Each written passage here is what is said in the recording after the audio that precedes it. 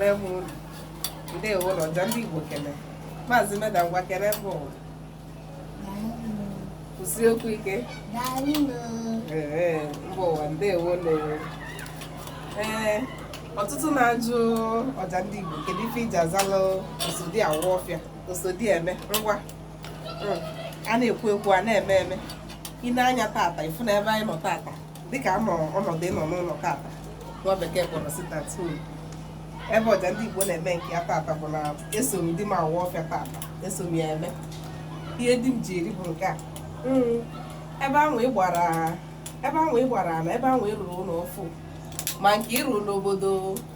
ma nke ị rụrụ na mba mepere emepe nwa bekee kpọrọ siti biko kpọtụla osimako fensi waya ị na-anya ịfụ na ngwa ọrụ ma Maazị Meda ife nna anyị ukwu na-eme lụrụ ụlọ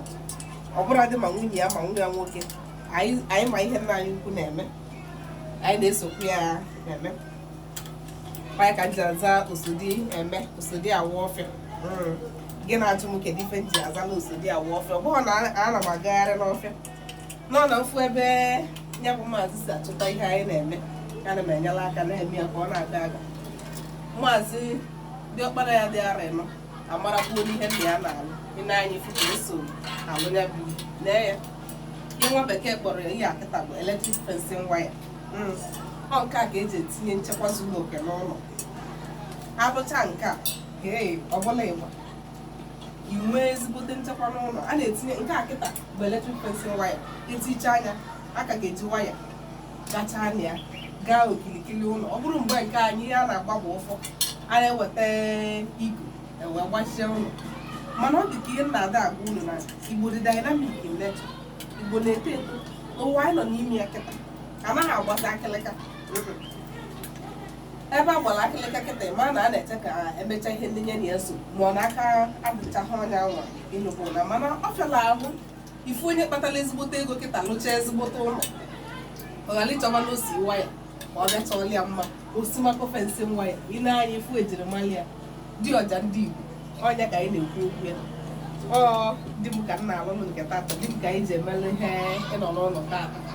osimako fensi waya ịchọ ha n'ọbụ ha na anụ ụlọ ahụ ịlụ na ịchọgo ka etinye ya ka e were eletrik fensi waya ma ọ sekuriti waya ma ebe ahụ ịlụpụtara a na-ezu ike nke nwa bekee kpọrọ tebụl spọt ihe niile a ka osimako fensi waya na-ahụ ọ bụ ha na-ịchọ ka ọ bịa tinyere gị ịta ịkpọrọ m ya n'akara ekwentị a ịnepụ ele anya ifu ka m ga ha akpịa kịta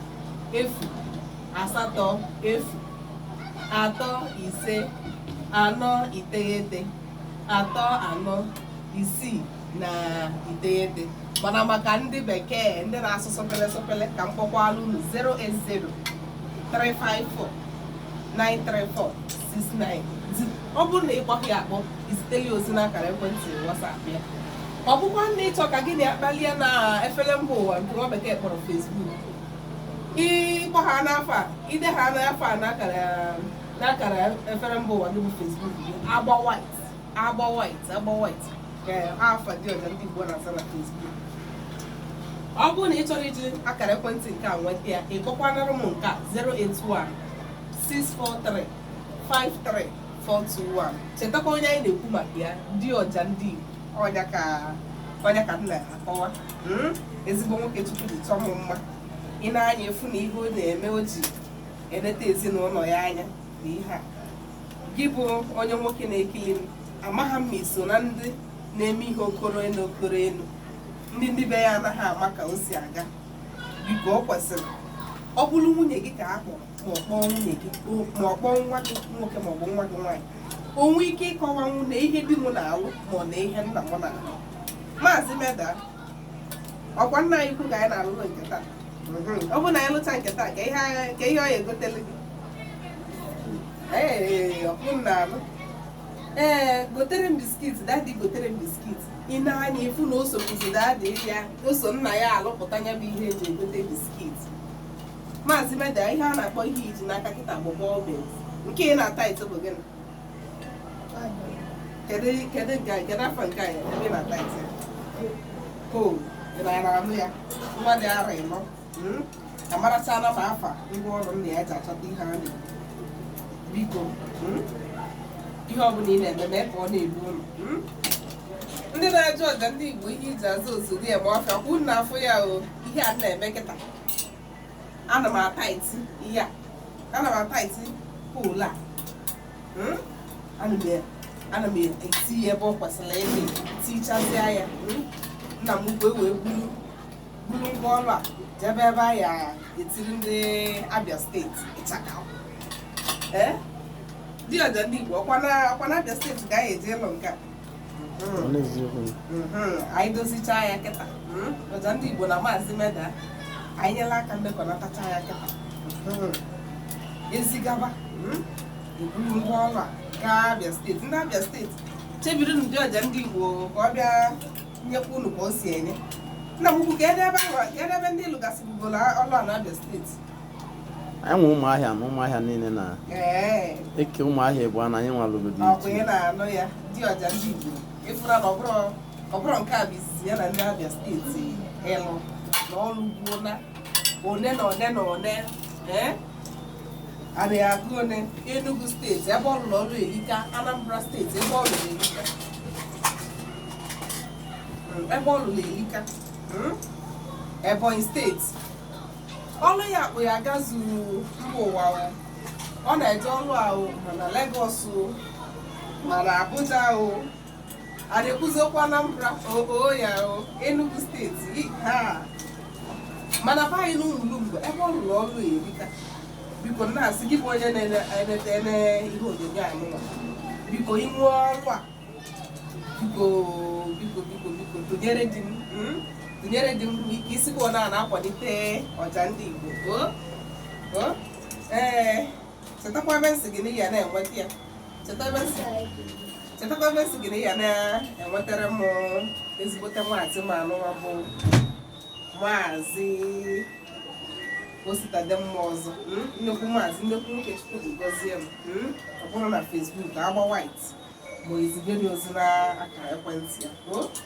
biko ka ị na-atụrụ dị ọja ndị Igbo ka ị na-atụkwazi n'ọja ndị Igbo kwalitere m ihe ezi dị m ji eleta ezinụlọ ya anya ebe ahụ ị gbara na ịrụbeghị ụlọ kpọtụrụ ya ka ọ agbachagha fensị ya kpọtụrụ ya ka ọ bịa were fensị nwa ya tiele gị ịja ụlọ elugokwa n'ala iyi ebi ịchọkwa anụnụ ka igo material ọ na-ebunyekwa ozi daụ ọ bụkwa na ịchọ ka ọja ndị Igbo gbakwa ọsọ afịa n'aka dị ya ịkpọkwa akara ekwentị m maka na amakwa m anya ihe dị m na-eme ọ bụkwa na ịchọ ka ọ bụrụ na ọ n'aka ọja ndị Igbo ka ọ na-esi ịkpọtụrụ m n'akara ekwentị ya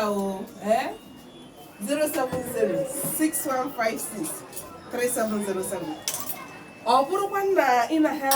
ịmabụgo maka ihe mmemme ma bụ ọja ndị Igbo ịkaba ahụ ị gaa na YouTube afa mbụ ọja ndị Igbo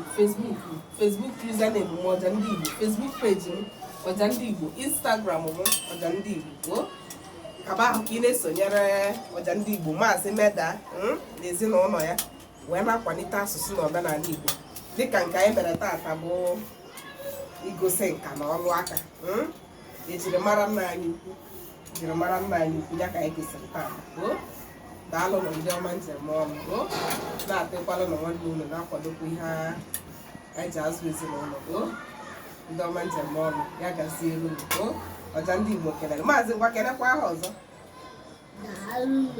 chere ha iru ka afọ gị feela ha aka ndị Igbo ngwakwa ha ka ha na-akwadokwa nna anyị ukwu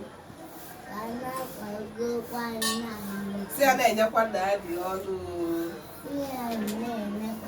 mba owu na-alụ na ihe Maazị Meda agwala unu biko na-enyekwanụ